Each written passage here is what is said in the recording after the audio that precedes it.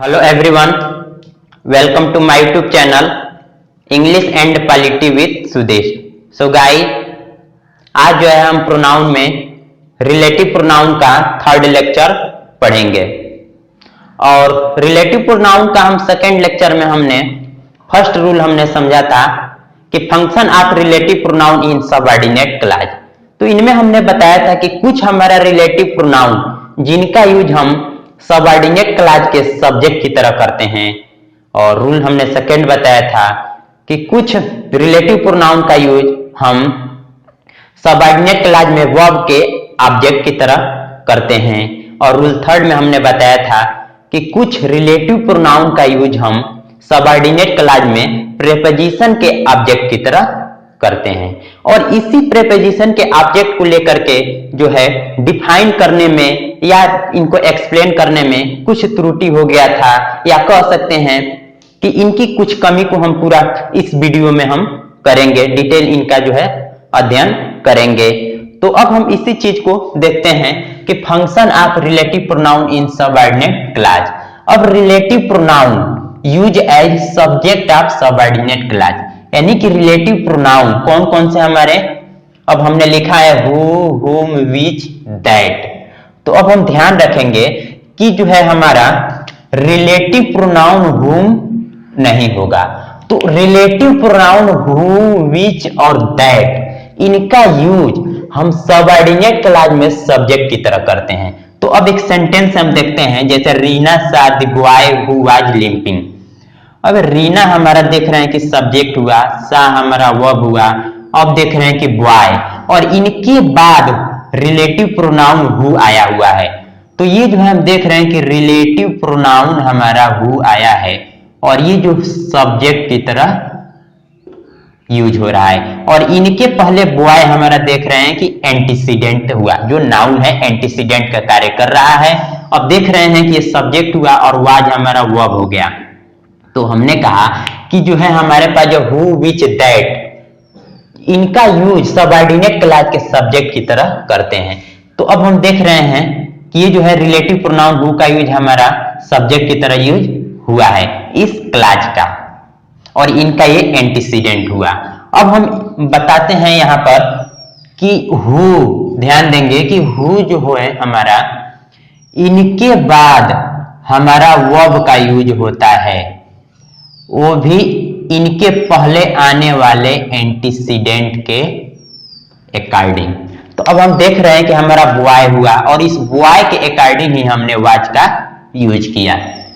अब हम देख रहे हैं कि रिलेटिव प्रोनाउन का यूज सबऑर्डिनेट क्लॉज में वर्ब के ऑब्जेक्ट की तरह करते हैं। तो कौन कौन से हमारे रिलेटिव प्रोनाउन हुए, तो हम ध्यान देंगे कि हु हमारा नहीं होगा। ऑब्जेक्ट की बात आएगा तो यहां पर हम हु नहीं लेंगे, हुम लेंगे। तो अब हमारा हुम हुआ, विच हुआ, दैट हुआ, इनका यूज सबऑर्डिनेट क्लॉज में वर्ब के ऑब्जेक्ट की तरह करते हैं। जैसे सेंटेंस देखते हैं कि आई हैव अ सन हुम आई लव वेरी मच। अब देख रहे हैं कि आई हमारा सब्जेक्ट हुआ, हैव हमारा जो है हेल्पिंग वर्ब हुआ। अब देख रहे हैं कि सन, अब यहां देख रहे हैं कि रिलेटिव प्रोनाउन हुम। तो रिलेटिव प्रोनाउन हमारा हुम है, और ये देख रहे हैं कि हमारा ऑब्जेक्ट की तरह कार्य कर रहा है, और ये हमारा आई सब्जेक्ट हुआ और लव हमारा वर्ब हुआ, और ये देख रहे हैं कि सन हमारा एंटीसीडेंट हुआ। तो अब हम ध्यान देंगे, हमने बताया था कि हुम के बाद हमारा वर्ब का यूज नहीं होता है, सब्जेक्ट का यूज होता है, यानी कि हुम के बाद हमारा सब्जेक्ट का यूज होता है, वर्ब का नहीं। तो अब हम यही चीज देख रहे हैं कि हुम हमारा देख रहे हैं कि ऑब्जेक्ट हुआ, और इनके बाद ये आई सब्जेक्ट आया हुआ है, और हुम और आई के बीच में हमारा वर्ब नहीं आया हुआ है। तो यही हमने कहा कि हुम, विच, दैट का यूज सबऑर्डिनेट क्लॉज में वर्ब के ऑब्जेक्ट की तरह करते हैं। तो अब ये देख रहे हैं कि हमारा सबऑर्डिनेट क्लॉज हुआ और ये वर्ब हुआ, ये वर्ब का, इस लव का ऑब्जेक्ट क्या होगा, हुम। तो ये जो है इस तरह से हमने यूज कर लिया। अब रिलेटिव प्रोनाउन का यूज अब रिलेटिव प्रोनाउन का यूज हमने बताया कि सबऑर्डिनेट क्लॉज में प्रेपोजिशन के ऑब्जेक्ट की तरह करते हैं, और हमने बताया था कि ऑब्जेक्ट हमारा दो का हो सकता है, या तो हमारा ट्रांजिटिव वर्ब का होगा या फिर हमारा प्रेपोजिशन का, दो ही का हमारा ऑब्जेक्ट मिलता है, प्रेपोजिशन और ट्रांजिटिव वर्ब का। तो हम ध्यान रखेंगे कि यहाँ हम प्रेपोजिशन के ऑब्जेक्ट की बात किए हैं, तो यहाँ पर हमारा हु का यूज नहीं करेंगे और दैट का यूज नहीं करेंगे। यही सी चीज को हमने दैट को ऐड कर लिया था वीडियो में, जो हमको दोबारा बनाना पड़ा।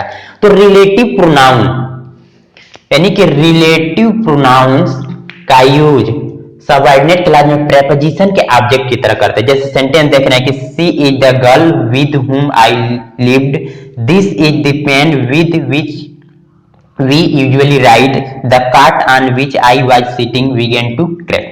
अब ध्यान देते हैं कि हमें जो है ये हमारा देख रहे हैं कि प्रेपोजिशन हो रहा है सबऑर्डिनेट क्लॉज में। अब देख रहे हैं कि whom, ये हमारा देख रहे हैं कि ऑब्जेक्ट हो गया, यानी कि इस प्रेपोजिशन का ये ऑब्जेक्ट हुआ, और ये ध्यान दे रहे हैं कि ये हमारा सब्जेक्ट हुआ, ये हमारा वर्ब हुआ। तो अब देख रहे हैं कि वर्ब तो हमारा जो है वर्ब के बाद ही हमारा ऑब्जेक्ट आएगा, तो यानी कि हम ध्यान देंगे कि प्रेपोजिशन के ऑब्जेक्ट की तरह हमारा सबऑर्डिनेट क्लॉज में हम whom which का यूज करते हैं।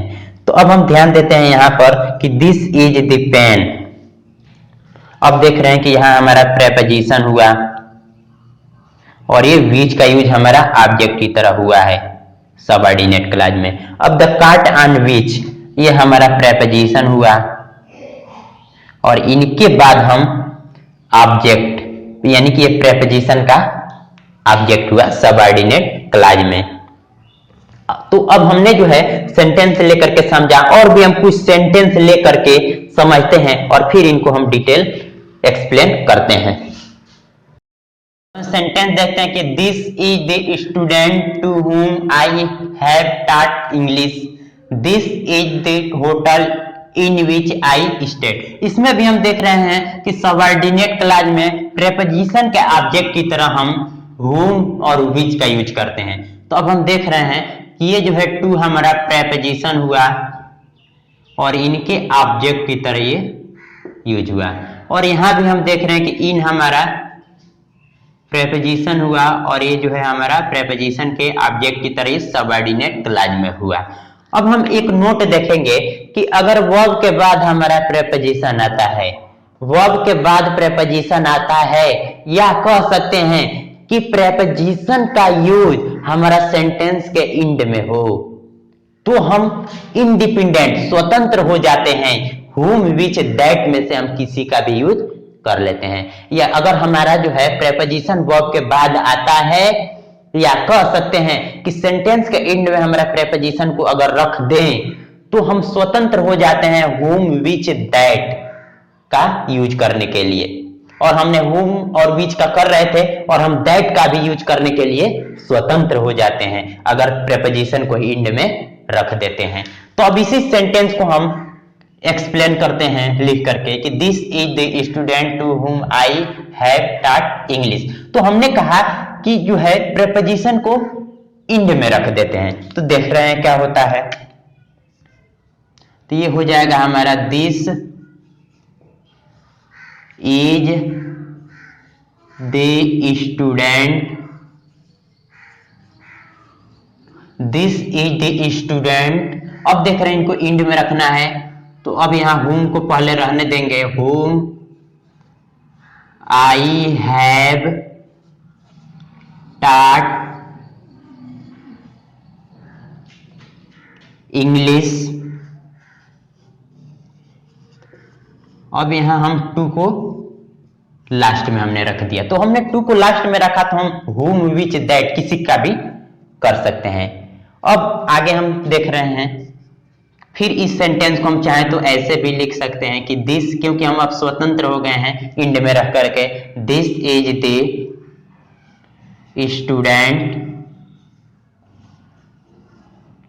अब whom को हम हटा भी सकते हैं, तो हमने कहा कि whom which that किसी का भी यूज हम कर भी सकते हैं और नहीं भी, तो हमने कर सकते हैं एरो और नहीं भी कर सकते हैं, दोनों चीज हमने यहाँ सिंबल बना दिया, कर भी सकते हैं और नहीं भी कर सकते हैं, इन तीनों का यूज। तो अब हम जो है इसको चाहे तो हटा दें। तो अब student I have taught English to, तो हमने हटा दिया। और फिर हम एक सेंटेंस इस तरह से भी लिख सकते हैं, चाहे तो हम दैट का भी यूज कर सकते हैं समझने के लिए। जैसे दिस इज द स्टूडेंट, अब दैट हम चाहें तो दैट लगा सकते हैं, that I have taught English to. तो हम चाहे तो होम विच दैट का यूज कर भी सकते हैं और नहीं भी कर सकते हैं। तो ये जो रहा हमारा सेंटेंस हमने समझ लिया, इसको कैसे हमने बनाया है। तो देख रहे हैं कि पहली बात हमारे प्रेपोजिशन को यहाँ हमने प्रेपोजिशन को हमने इंड में रख दिया, तो यहाँ हुम यूज कर लिए। और जबकि यहाँ टू प्रेपोजिशन हुम आ रहा है, यहाँ भी प्रेपोजिशन हुम आ रहा है। तो अब हम देख रहे हैं कि यहाँ पर हम जो है यहाँ हमने प्रेपोजिशन का यूज कर दिया लास्ट में। तो अब हम देख रहे हैं कि हम नहीं भी कर सकते हैं, यानी कि नहीं भी किए, किसी भी हम रिलेटिव प्रोनाउन, किसी रिलेटिव प्रोनाउन हुम विच दैट में से किसी का नहीं किए। फिर हम चाहे तो दैट भी रख सकते हैं। तो यहाँ हमने प्रेपोजिशन को लास्ट में तो रखा है, तो हम स्वतंत्र हैं, तो हम चाहे तो यहाँ दैट भी रख सकते हैं। तो इसी तरह से हम इस सेंटेंस को भी हम इसी तरह से इस सेंटेंस को भी हम लिख सकते हैं चाहे तो। तो इस सेंटेंस को भी हम लिख रहे हैं इसी तरह से।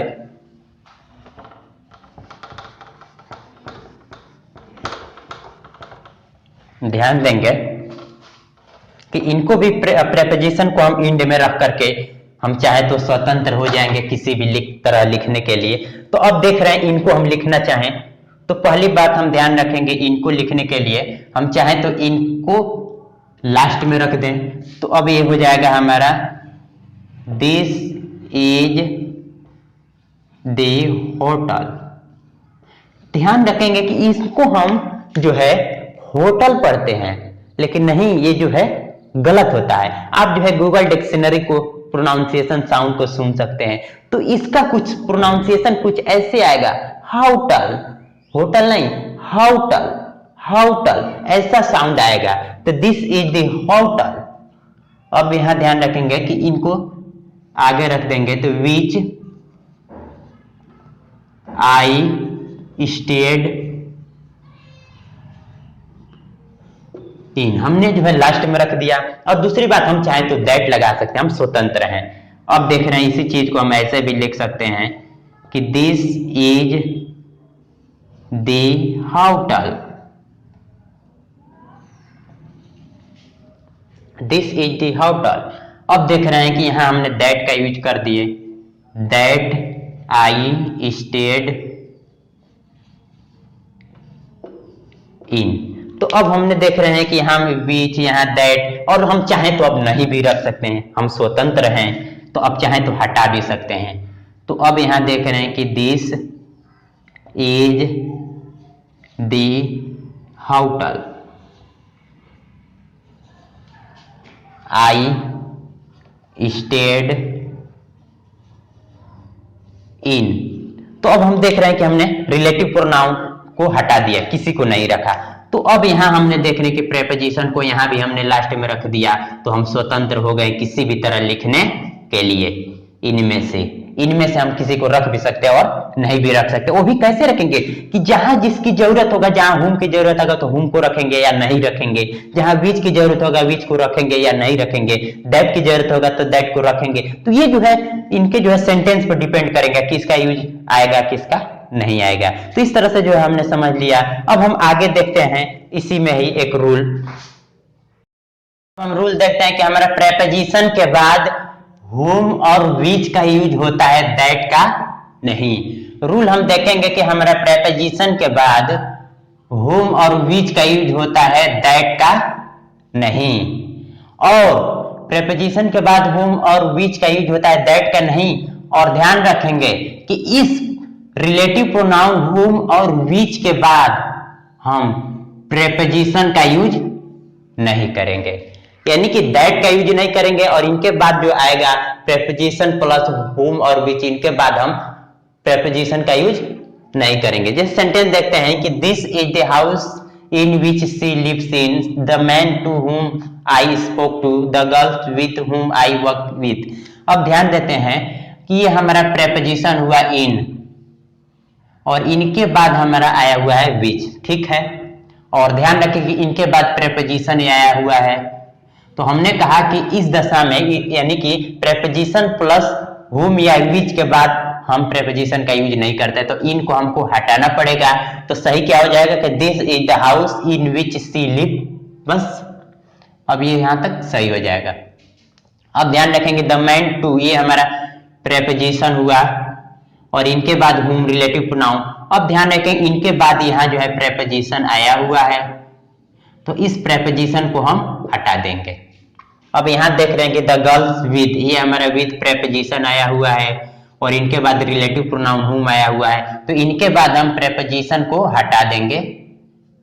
ये प्रेपोजिशन हुआ तो इसको हम हटा देंगे। तो हम एक चीज देख, यहाँ से निष्कर्ष हमें निकल रहा है, कंक्लूजन, हमें कंक्लूजन ये मिल रहा है कि हम प्रेपोजिशन के बाद रिलेटिव प्रोनाउन, हम प्रेपोजिशन के बाद रिलेटिव प्रोनाउन दैट का यूज नहीं करते हैं। और हम फर्स्ट लेक्चर में रिलेटिव प्रोनाउन का बताया था कि दैट का पॉजेसिव फॉर्म, यानी कि रिलेटिव प्रोनाउन दैट का पॉजेसिव फॉर्म नहीं बनता है और इनके पॉजेसिव फॉर्म के रूप में हम होज या आफ्टर विच का यूज कर लेते हैं, जो पहले बता चुके हैं, लेकिन यहाँ इसकी जरूरत अभी नहीं है।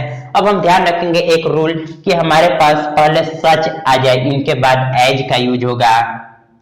सच या इंडेफिनिट आर्टिकल या उसके बाद नाउन आए तो इनके बाद एज का यूज होगा। सच के बाद इंडेफिनिट आर्टिकल, उसके बाद एडजेक्टिव, उसके बाद नाउन आता है तो इनके बाद एज का यूज होगा। तो इस तीनों ही कंडीशन में हम एज का यूज करेंगे, न कि हु का, न कि whom का, न कि which का और न ही that का। तो केवल एज का यूज करेंगे। सेंटेंस से देखते हैं कि these mangoes are not such, इनके बाद हम एज का यूज कर ले, जैसा कि सच पहले वाला as.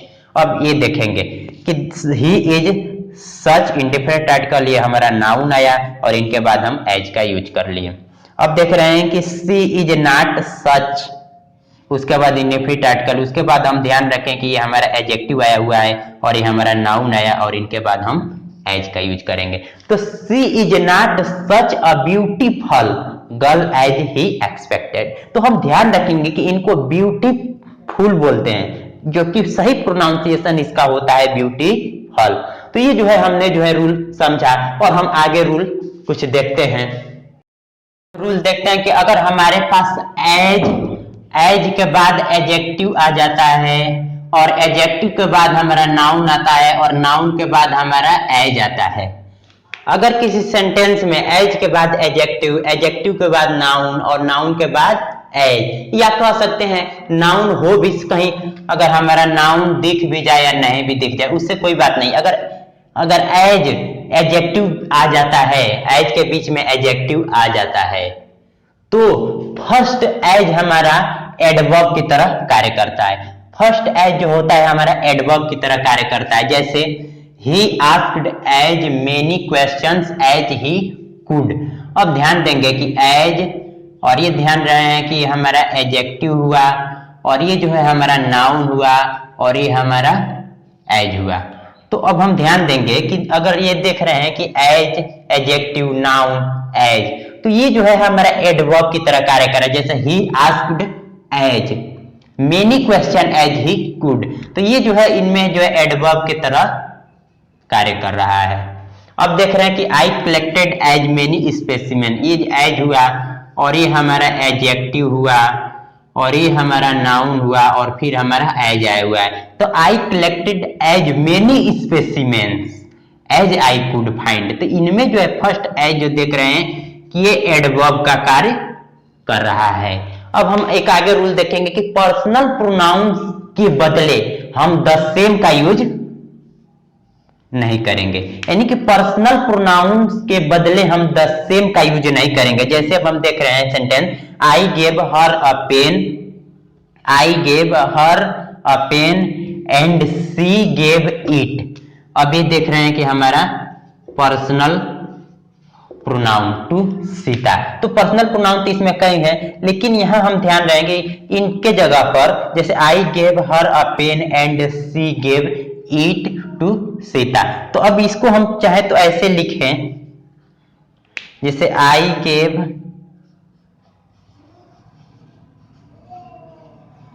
Her a pen and she gave the same to Sita. तो अब इट के बदले हम देख रहे हैं कि हमने द सेम का यूज किया है, तो हम जो है पर्सनल प्रोनाउन इट के जगह पर हम द सेम का यूज नहीं कर सकते। तो ये जो है हमने रूल पढ़ा। अब हम एक आगे जो है कुछ जो है की पॉइंट देखेंगे जिनमें हम रिलेटिव प्रोनाउन व्हाट और व्हाट के बारे में हम समझेंगे। अब हम की पॉइंट्स में देखेंगे कि हमारा relative pronoun what, relative pronoun what का यूज हु नॉट जो नहीं के अर्थ में होता है, और विच नॉट जिसने नहीं के अर्थ में होता है। यानी कि रिलेटिव प्रोनाउन व्हाट का यूज हु नॉट जो नहीं, विच नॉट जिसने नहीं के अर्थ में होता है। और एक खास बात होता है कि ये निगेटिव वर्ड के बाद हमारा रिलेटिव प्रोनाउन व्हाट का यूज होता है। अब सेंटेंस हम देखते हैं कि there was no one but Sami, there was nothing but was breakable, there is no Hindu but no the story of the Ramayana, there is no why so simple but may become serious in time. अब ध्यान देंगे इस sentence को कि there was no one but Sami. अब ये इतना जो हम देख रहे हैं कि यहां पर हमारा बट का यूज यहां पर हमारा जो है हु नॉट के अर्थ यानी कि जो नहीं के अर्थ में हुआ है। तो अब इतनी चीज को हम ध्यान से अगर एक्सपेंड करें तो अब ये हो जाएगा who did not see, who did not see, यानी कि बट सा मी के जगह हम हु डिड नॉट सी का सेंस छुपा हुआ है। तो अब हम देख रहे हैं कि हु और नॉट जो नहीं के अर्थ में हो रहा है। तो अब इनका हिंदी बनाए कि देयर वाज नो वन, यानी कि कोई भी नहीं था, हु डिड नॉट सी जिसने मुझे देखा था, यानी कि कोई नहीं था जिसने मुझे देखा था, इसका अर्थ निकल गया। अब यहां देख रहे हैं कि there was nothing but was breakable. अब देख रहे हैं कि ये जो है हमारा बट का यूज हुआ है। तो अब यहां पर हम देख रहे हैं कि there was nothing but was breakable which not के अर्थ में हो रहा है, यानी कि जिसने नहीं के अर्थ में हो रहा है। तो अब इतनी चीज को बट वाज ब्रेकेबल को हम एक्सपेंड करें तो ये हो जाएगा विच was not breakable, which was not breakable. तो अब इनका अगर हिंदी अर्थ निकालें कि देयर वाज नथिंग, यानी कि कोई भी नहीं था, विच वाज नॉट ब्रेकेबल जो भंगुर न था, यानी कि टूटा हुआ न था। तो इनका अर्थ निकल रहा है जिसने नहीं, जो नहीं। इनका अर्थ निकल रहा है कि there was nothing which was not breakable, कोई नहीं था जो भंगुर न था। अब हम ध्यान देते हैं कि there is no Hindu but knows the story of the Ramayana. अब इस सेंटेंस को ध्यान से देखेंगे तो बट हमारा रिलेटिव प्रोनाउन यूज हुआ है, और इनका यूज अब हम ध्यान देंगे कि इनके अर्थ में हो रहा है। तो अब ये जो है but knows the story of the Ramayana. अब इनको जो है हम एक्सपेंड करें तो इनको हम लिख सकते हैं who does not know the story, यानी कि who does not know the story of Ramayana, story of Ramayana. तो अब इनका हिंदी अगर अर्थ निकालें कि देयर वाज नो हिंदू, कोई ऐसा हिंदू नहीं है, who does not know the story of Ramayana, यानी कि कोई ऐसा हिंदू नहीं है जो रामायण को नहीं जानता है। तो ये जो किसका अर्थ निकल रहा है, तो अब यहाँ भी हम देख रहे हैं कि ये हु नॉट का अर्थ निकला, और यहाँ पर हम देख रहे हैं कि विच नॉट का अर्थ निकला, यानी कि जो नहीं, यानी कि देयर इज नो हिंदू, कोई हिंदू नहीं है, who does not know the story of Ramayana, जो रामायण की कहानी को न जानता है। तो यहाँ हु नॉट यानी कि जो नहीं का अर्थ निकल रहा है, यहाँ विच नॉट जिसने नहीं का अर्थ निकल रहा है, और यहाँ हु नॉट जो नहीं का अर्थ निकल रहा है। अब इसी तरह से एक सेंटेंस इनको बस हम समझ लेते हैं, there is no vice so simple but may become serious in time. अब हम ध्यान देंगे कि हमारा जो है बट का यूज हुआ है, तो there is no vice so simple but may become serious in time. तो ये जो है इसी तरह से जो इनका भी हम अर्थ लगा लेंगे, जो नहीं और जिसने नहीं के तरह। अब हम ध्यान देंगे कि हमने रिलेटिव प्रोनाउन बट को तो हम अच्छे से समझ लिया, लेकिन अब हमारा जो है एक एक्सेप्शन आता है रिलेटिव प्रोनाउन व्हाट, इनको अब हम समझेंगे। देखेंगे कि रिलेटिव प्रोनाउन व्हाट का यूज सिंगुलर में the thing which that which के अर्थ में होता है। रिलेटिव प्रोनाउन व्हाट का यूज सिंगुलर में द थिंग विच या दैट विच के अर्थ में होता है, जबकि प्लूरल में द थिंग्स विच या दोज विच के अर्थ में होता है। और ये हम ध्यान रखेंगे कि हमारे थिंग वस्तु के लिए हमारा व्हाट का यूज होता है। तो हमने कहा कि रिलेटिव प्रोनाउन का यूज हमारा द थिंग विच या दैट विच के लिए सिंगुलर के लिए होता है, और जबकि जो है प्लूरल के लिए द थिंग्स विच या दोज विच के लिए हमारा प्लूरल के अर्थ में होता है। जैसे एक सेंटेंस देखते हैं कि I gave him what I had. तो अब इस सेंटेंस में देखते हैं कि आई गेव हिम व्हाट, तो अब यहां ध्यान रखेंगे इन दोनों का earth the thing which that which, the things which those which का अर्थ होता है जो कुछ, जो कुछ। तो I gave him what I had, यानी कि जो कुछ आई हैड मेरे पास था, आई गेव हिम उसे मैं दे दिया, यानी कि मैं उसे दे दिया, यानी कि मेरे पास जो कुछ था उसे मैं दे दिया। तो अब हम इसका जो है जो कुछ का अर्थ निकल रहा है, जो कुछ का अर्थ निकल रहा है, और हम देख रहे हैं कि ये सिंगुलर। अब हम देख रहे हैं कि व्हाट यू से इज फॉल्स। अब देख रहे हैं कि ये व्हाट, तो व्हाट यहाँ यानी कि व्हाट यू से यानी कि तुम, यानी कि जो कुछ तुम कहते हो, इज फॉल्स गलत झूठ है, यानी कि व्हाट यू से इज फॉल्स, जो कुछ तुम कहते हो झूठ है।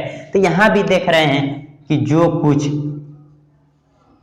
का अर्थ निकल रहा है। अब ये देख रहे हैं कि ये भी हमारा जो है सिंगुलर है। अब यू कैन ईट तुम खा सकते हो, व्हाट जो कुछ, यू लाइक पसंद करते हो, यानी कि तुम जो कुछ पसंद करते हो खा सकते हो। तो ये भी देख रहे हैं कि ये जो कुछ, ये जो कुछ, ये जो है हमारा प्लूरल हो रहा है। तो अब हम ध्यान देंगे कि नोट एक देखेंगे कि व्हाट हमारा जो होता है एक्सेप्शन हमने बताया था, और क्योंकि ये इनके साथ एंटीसीडेंट नहीं जुड़ा होता है। व्हाट हमारा रिलेटिव प्रोनाउन एक्सेप्शन होता है क्योंकि इनके साथ एंटीसीडेंट नाउन प्रोनाउन हमारा नहीं जुड़ा होता है।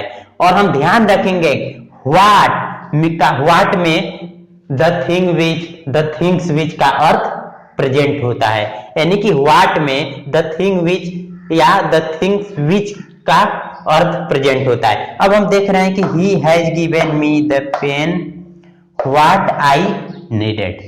तो अब हम ध्यान रखेंगे कि यहां जो है हमने व्हाट का यूज किया है, तो हमने बताया कि अब ध्यान से देखेंगे तो द पेन हमारा एंटीसीडेंट हुआ। तो हमने कहा कि ये कैसे व्हाट जो हमने कहा कि एंटीसीडेंट के साथ नहीं जुड़ा होता है, तो ये तो व्हाट को हमें हटाना पड़ेगा।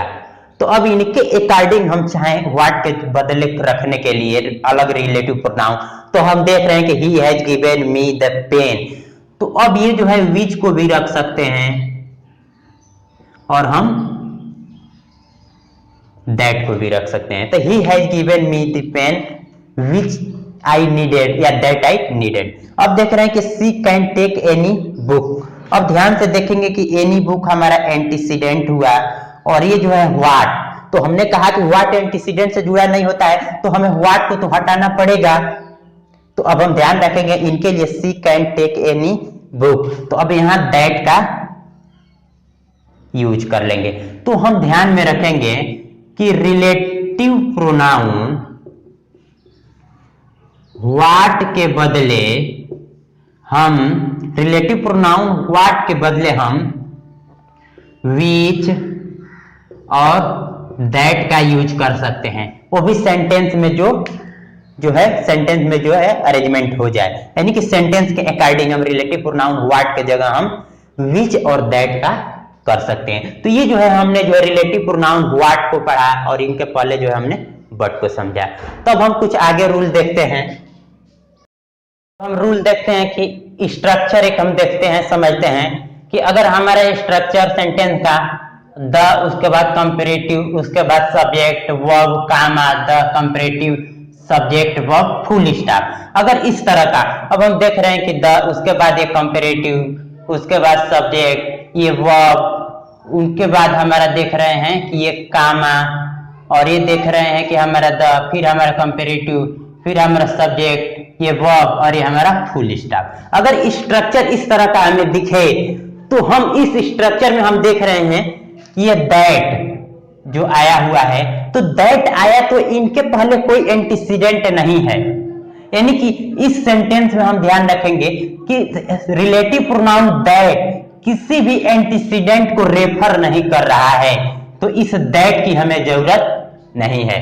तो क्या हो जाएगा, the more we get the more we want, यानी कि हम लोग जितना पाते हैं उतना चाहते हैं। तो यहाँ जो है इस स्ट्रक्चर में, यानी कि कहीं भी इस स्ट्रक्चर में कहीं भी हम रिलेटिव प्रोनाउन दैट का यूज नहीं करेंगे, क्योंकि ये जो है कहीं भी अपने एंटीसीडेंट को रेफर नहीं करता है। जैसे यहां हमने रखे तो यहां भी हमने एंटीसीडेंट को रेफर नहीं किया, चाहे हम कहीं भी रख लें इस सेंटेंस में, ये जो है रिलेटिव प्रोनाउन दैट अपने एंटीसीडेंट को रेफर नहीं करता है, इस वजह से हम रिलेटिव प्रोनाउन दैट का यूज कहीं नहीं करेंगे। यानी कि इस सेंटेंस में हम रिलेटिव प्रोनाउन दैट का यूज हम कहीं नहीं करेंगे, क्योंकि कहीं भी रखेंगे तो ये अपने एंटीसीडेंट को रेफर नहीं करेगा। अब वही चीज देख रहे हैं कि द सूनर वी स्टार्ट, अब देख रहे हैं कि दैट हमने कहीं नहीं रखा, the sooner we shall arrive, the older we get the wiser we become, यानी कि यहां हमने कहीं भी रिलेटिव प्रोनाउन का यूज नहीं किया। अब हम ध्यान रखेंगे एक रूल कि अगर हमारे पास जो है नाउन के बाद रिलेटिव प्रोनाउन हु, हुम, विच, हुज, दैट, अगर नाउन के बाद रिलेटिव प्रोनाउन हु, हुम, विच, हुज, दैट आता है तो इनके पहले हम पॉजेसिव एडजेक्टिव का यूज नहीं करते हैं, डेफिनिट आर्टिकल द का यूज करते हैं। यानी कि नाउन के बाद अगर हमारा रिलेटिव प्रोनाउन हु, हुम, विच, हुज, दैट आता है तो इस नाउन के पहले हम पॉजेसिव एडजेक्टिव का यूज नहीं करते हैं, डेफिनिट आर्टिकल द का यूज करते हैं। तब हम देख रहे हैं कि ये हमारा नाउन हुआ और ये देख रहे हैं कि हमारा रिलेटिव प्रोनाउन हुआ, और इनसे पहले हम देख रहे हैं कि पॉजेसिव एडजेक्टिव यूज हुआ है।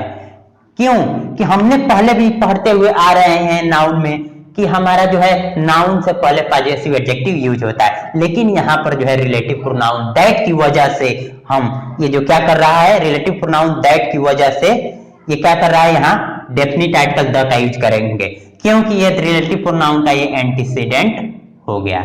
तो इस वजह से यहाँ हम योर पॉजेसिव एडजेक्टिव का यूज न करके हम किसका यूज करेंगे, डेफिनिट आर्टिकल द का यूज करेंगे रिलेटिव प्रोनाउन दैट होने की वजह से।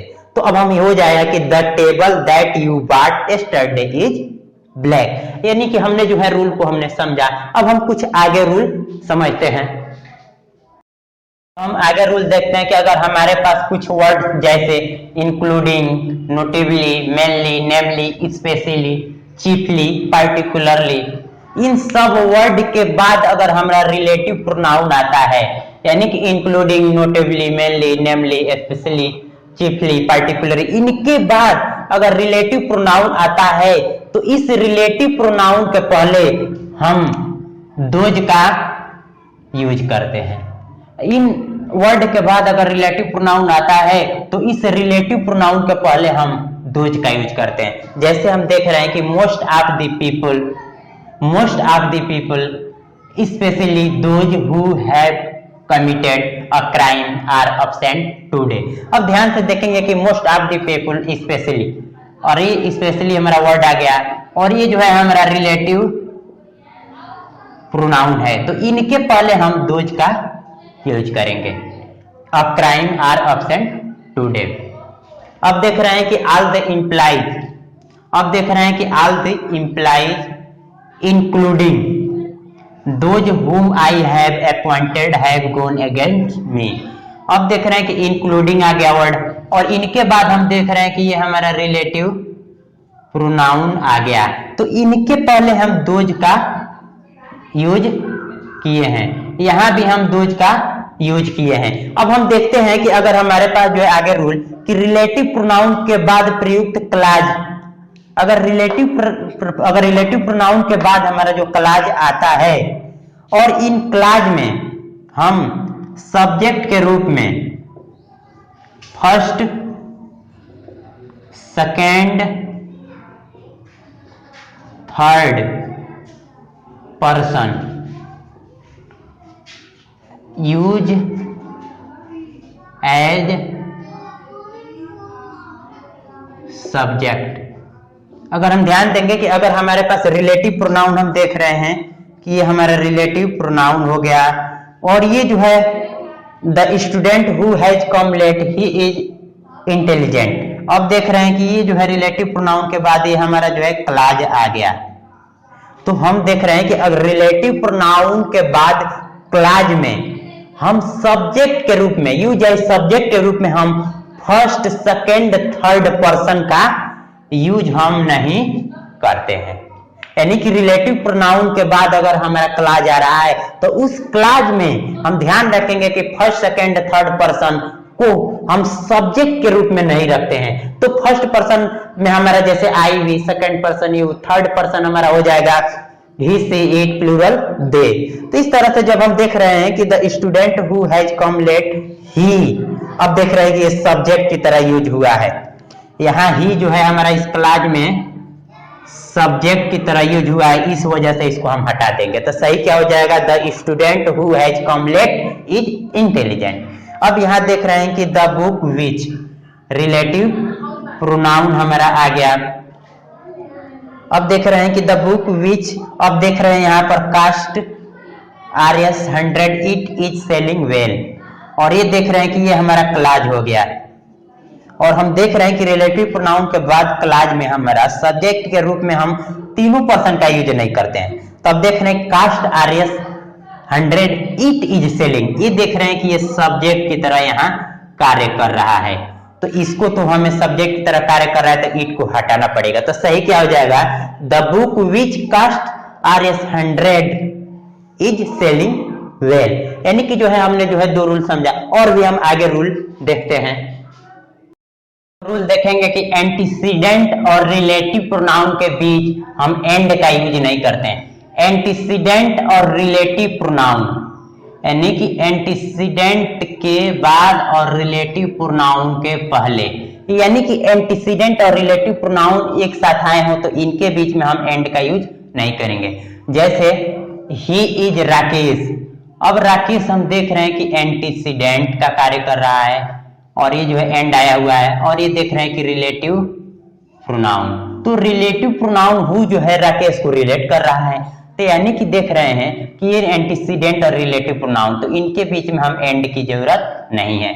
तो हो जाएगा he is Rakesh who is my brother. अब हम ध्यान दे रहे हैं I have a plan and which will change your life. अब ध्यान दे रहे हैं कि प्लान, और यहां देख रहे हैं कि रिलेटिव प्रोनाउन हमारा विच, और ये जो है हमारा एंटीसीडेंट का कार्य कर रहा है जो विच अ प्लान से रिलेट कर रहा है, तो इनके बीच में हमें एंड की जरूरत नहीं है। अब हम देखते हैं एक sentence, Sonu Sood is a popular actor who lives in Mumbai and who want to help the helpless.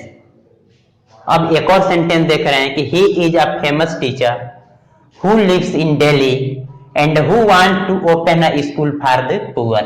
यानी कि सोनू सूद एक क्या है, पॉपुलर एक्टर, फेमस एक्टर हैं, अभिनेता हैं, हु लिव्स इन मुंबई, जो क्या है मुंबई में रहते हैं, and who want to help the helpless, वो जो है वो कमजोर की मदद करते हैं, हेल्पलेस यानी कि जो है जरूरतमंदों की मदद करते हैं, यानी कि जरूरतमंदों की मदद करना चाहते हैं, wants, and who want to help the helpless.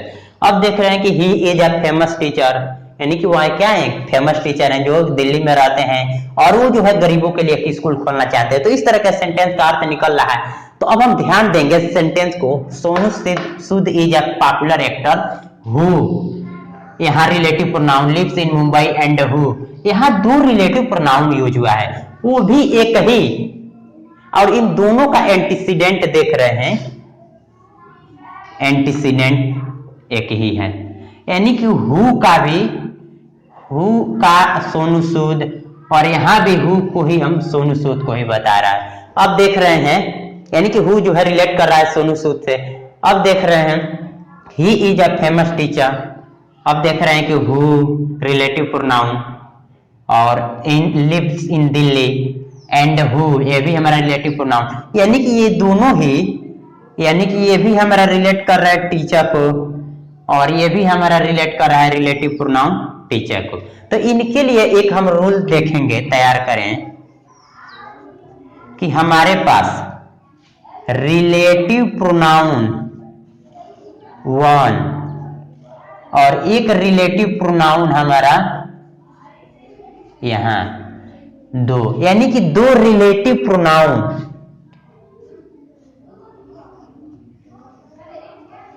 एक ही एंटीसीडेंट को रेफर कर रहे हैं, यानी कि दो रिलेटिव प्रोनाउन अगर हमारा एक ही एंटीसीडेंट को रेफर कर रहे हैं, तो कहने का मतलब ये है कि ये भी जो है रेफर कर रहा है इस एक एंटीसीडेंट को, और ये भी एक ही एंटीसीडेंट को रेफर कर रहा है।